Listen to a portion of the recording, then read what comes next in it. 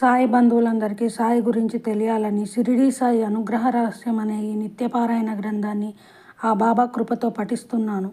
బాబా గ్రంథాలు చదవలేని వారు, చదవడానికి వీల్లేని వారి కోసం కలియుగ దైవమైన ఆ బాబా గురించి తెలుసుకోవాలని ఇంతటి జ్ఞానాన్ని ప్రసాదించిన గ్రంథకర్తను స్మరించుకుంటూ వినయపూర్వకంగా నమస్కరించి పరమపావనమైన గ్రంథపారాయణాన్ని కృతజ్ఞతాభావంతో బాబాకు, గ్రంథకర్తకు అర్పణగా ప్రారంభిస్తున్నాను. ఇక అధ్యాయంలోకి వెళ్దాం. ఓం షిరిడీ సాయి పరమ గురుభ్యో నమః. అధ్యాయం 48. నీ అహంకారాన్ని గురువుకు సమర్పించడమే మోక్షం. సర్వశాస్త్రాలు, సర్వమహాత్ములు నీవు దేహం, మనసు, బుద్ధి, అహంకారం కాదని, నీవు నామరూపాలు లేని పరబ్రహ్మనని ఏకకంఠంతో చెబుతున్నాయి. కానీ ఈ సత్యం సాధకుడికి అనుభవంలో లేదు. దీనికి కారణం సాధకుడు అజ్ఞానం అనే మత్తులో ఉండడమే. మత్తు పానీయాలు సేవించిన వారు ఏమి మాట్లాడతారో, ఎలా ప్రవర్తిస్తారో వారికే తెలియదు. మత్తు దిగిన తర్వాత నేను ఆ విధంగా మాట్లాడానా, నేను ఆ విధంగా ప్రవర్తించానా అని ఆశ్చర్యపడతాడు, ఆవేదన చెందుతాడు. అదే అజ్ఞానం అనే భయంకరమైన మత్తు గలవారు ఏమి మాట్లాడతారో, ఎలా ప్రవర్తిస్తారో వారి స్వాధీనం లేకనే ప్రవర్తిస్తారు.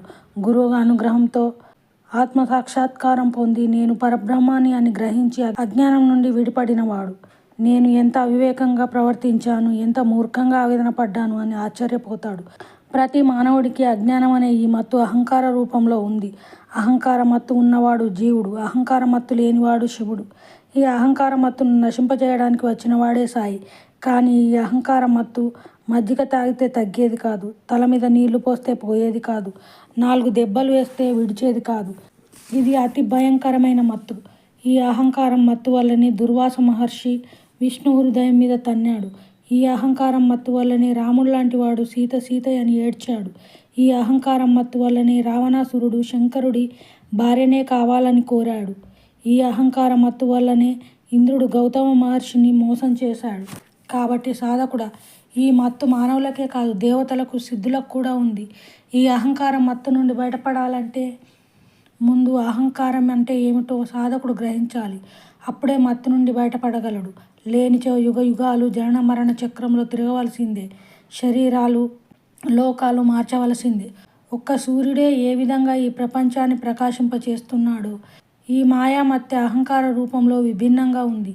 ఈ అహంకారాన్ని వ్యక్తిత్వం అని, మనసు అని అంటారు.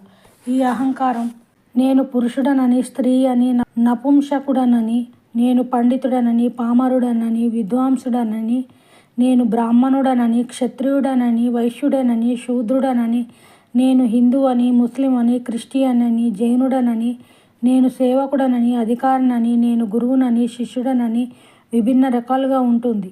అందుకే నారద పరివ్రాజకోపనిషత్తు దేహాభిమానంను విడువవలెను, దేహాభిమానం నశింపచేసుకున్నవాడు బ్రహ్మమే యగుచున్నాడని తెలిపినది. నీవు ఇవి ఏమీ కాదు, సాక్షాత్ పరబ్రహ్మానివి అనే అనుభూతిని పొందడమే ఆధ్యాత్మికత. ఈ దివ్య జ్ఞానాన్ని పొందడమే బ్రహ్మ విద్య. కాబట్టి కొన్ని కోరికలతో, కొన్ని సంస్కారాలతో, కొన్ని గుణాలతో, కొన్ని ఆశలతో, కొన్ని అభిప్రాయాలతో, కొన్ని అభిరుచులతో ఉన్న మనిషి యొక్క స్థితిని వ్యక్తిత్వం అని అంటారు. ఈ వ్యక్తిత్వం లేదా అహంకారంను పూర్తిగా త్యజిస్తే గాని నీకు పరమశాంతి లేదా బ్రహ్మానంద పరమసుఖం కలగదు. ఈ వ్యక్తిత్వంను నశింపజేసి తన సత్యరూపాన్ని ప్రసాదించడానికి గురువు వస్తే ఈ అహంకారం గురువు మీదనే తిరగబడుతుంది. ఈ అహంకారం గురువునే అనుమానిస్తుంది. ఈ అహంకారం గురువునే అపార్థం చేసుకుంటుంది. ఈ అహంకారం గురువు చెప్పినట్లు వినలేనంటుంది. ఈ అహంకారం గురువుకే పాఠాలను చెబుతుంది. ఇది జీవుడి పరిస్థితి. నీవు అంతఃపురంలోకి ప్రవేశిస్తే గాని రాజుని దర్శించలేవు. అదేవిధంగా నీవు నిర్వికల్ప సమాధిలోకి ప్రవేశిస్తే గాని నీకు పరబ్రహ్మ దర్శనం కలగదు. ఇది అహంకారాన్ని త్యజించినప్పుడే సాధ్యం. అందుకే సాయి, నీవు నేను అన్న భావనే గురు శిష్యుల మధ్యన ఉండే ఈ గోడ.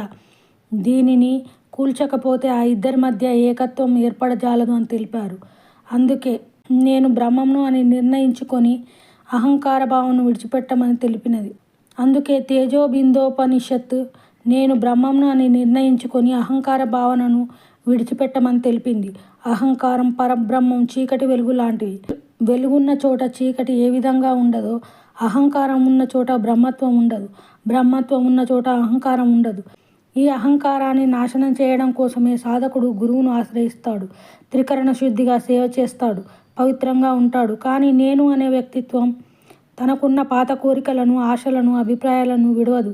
ఇవి విడిచినవాడే నిజమైన శిష్యుడు. కానీ కేవలం ఉపదేశం తీసుకున్నవాడు కాదు. నీవు నా గురువు అని పలికినవాడు కాదు. అందుకే సర్వశాస్త్రాలు, మహాత్ములు, ధర్మశాస్త్రాలు ఏకకంఠంతో ఇలా చెబుతున్నాయి.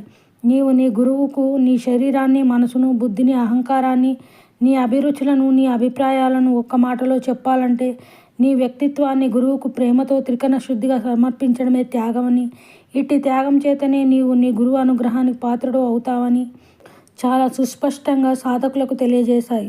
శిష్యుడు బట్టి భావాన్ని కలిగినప్పుడు, త్యాగంతో గురువుకు తన మనసును సమర్పించినప్పుడు మాత్రమే శిష్యుడిని పూర్ణంగా అనుగ్రహించాలని గురువులకు కూడా తెలియజేశాయి.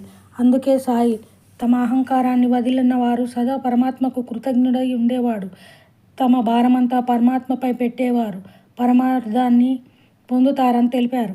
సాధకుడు అవగతమైందా నీ కర్తవ్యమేమిటో? అర్థమైందా నీవు ఏమి సమర్పించాలో?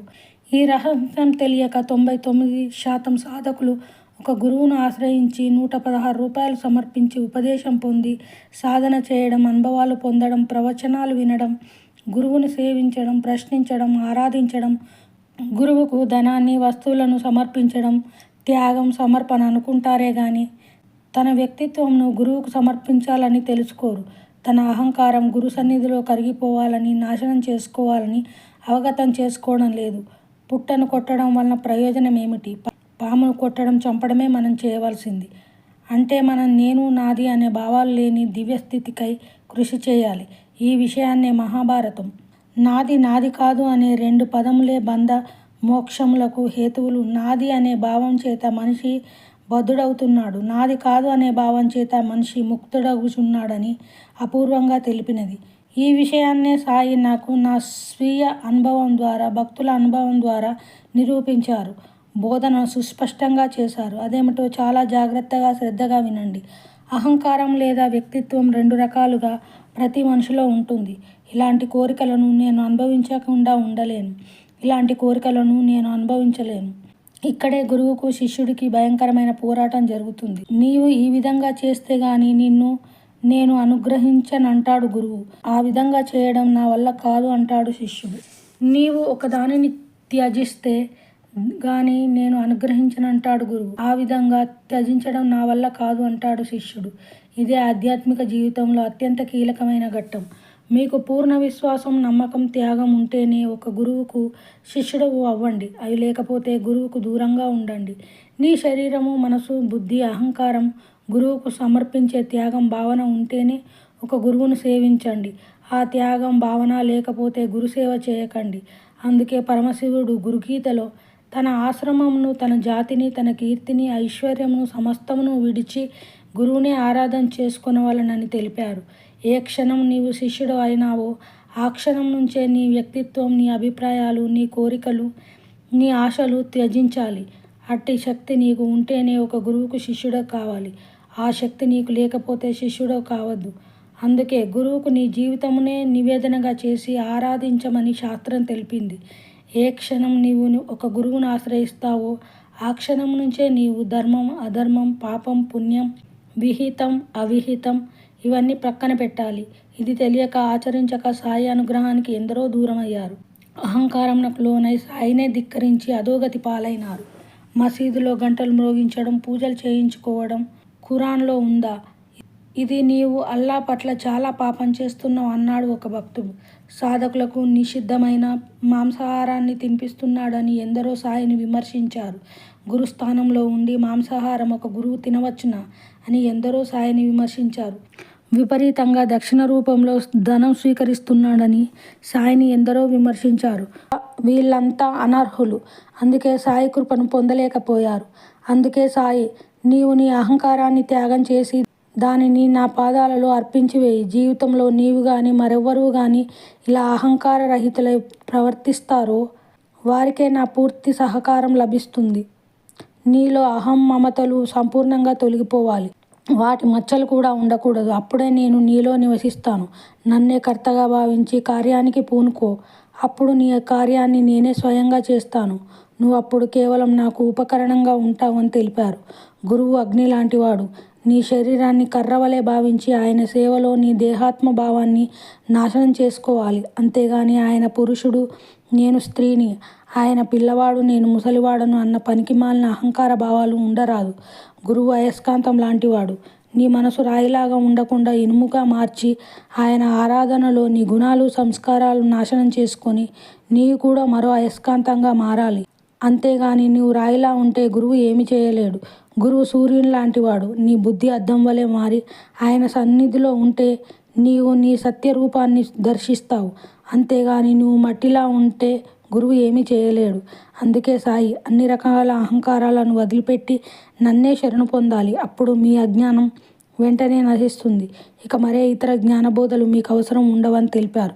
కాబట్టి సాధక అహంకారం లేకుండా నీ వ్యక్తిత్వాన్ని గురువుకు సమర్పించి శాంతిని పొందు. పరమశాంతిలో రమించు. పరమ గురు షిరిడీ సాయి సమర్పణమస్తు.